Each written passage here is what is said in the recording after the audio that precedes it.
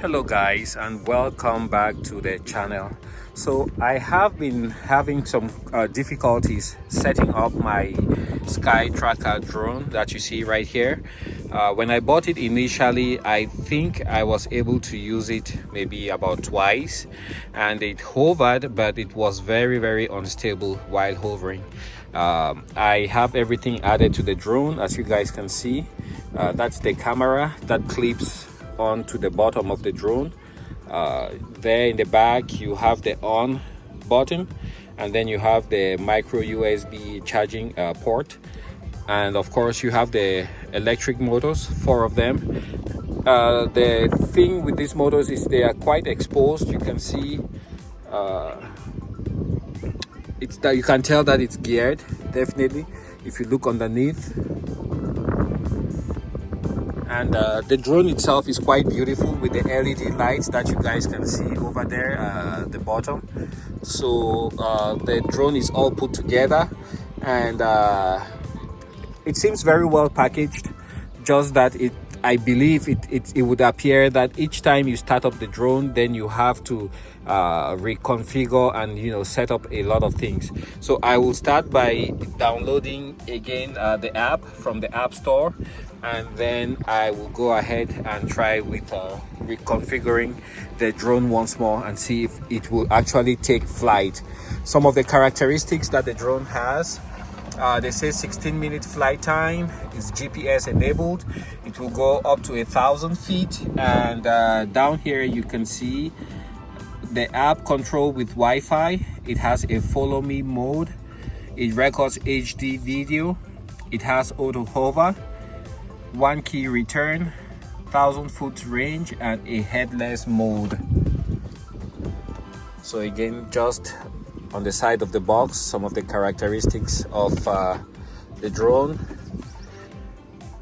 What's inside? You have the quadcopter drone, icon coded controller, twist and lock legs, slide and lock guardrails, 7.4 volt lithium polymer battery, sliding battery with USB charging, built-in GPS, phone stand, USB cable, and user manual.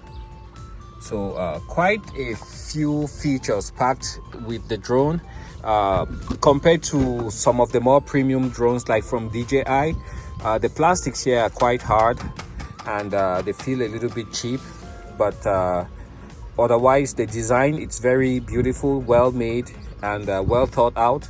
Just the quality of the way it's put together, it's not very premium. You can see what I mean, like that little screw there, it's not completely tight.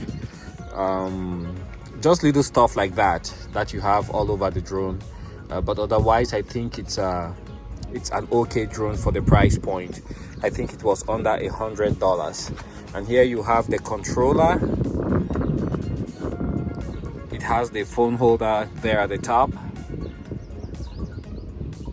That's the follow me button right there,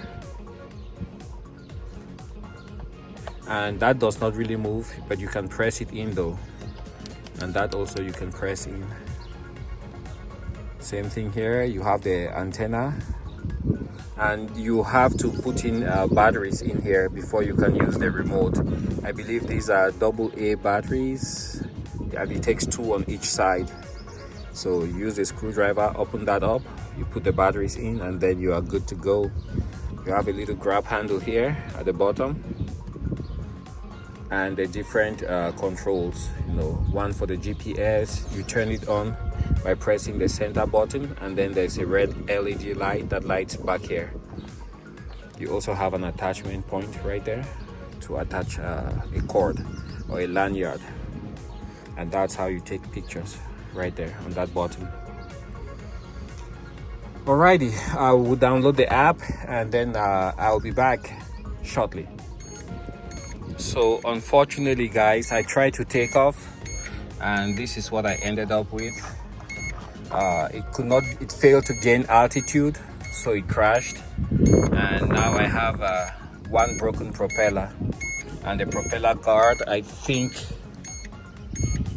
it just popped off. So I'll see if it can be repaired. Probably I might have some spare propellers, and I'll see what I can make of it. But yeah, this is one of the toughest drones I've had, and I just have maybe bad juju with this drone. See if I can take it back, or maybe just put it in the trash. Anyways, thanks for joining me, thanks for watching, and I'll go over the whole process again and see if I missed a step. But what happens is when I go to take off, it barely clears about 2 to 3 inches from the ground, and then it starts going all over the place. So we'll see how that goes. Thanks for your time, thanks for joining me. Catch you guys on the next one.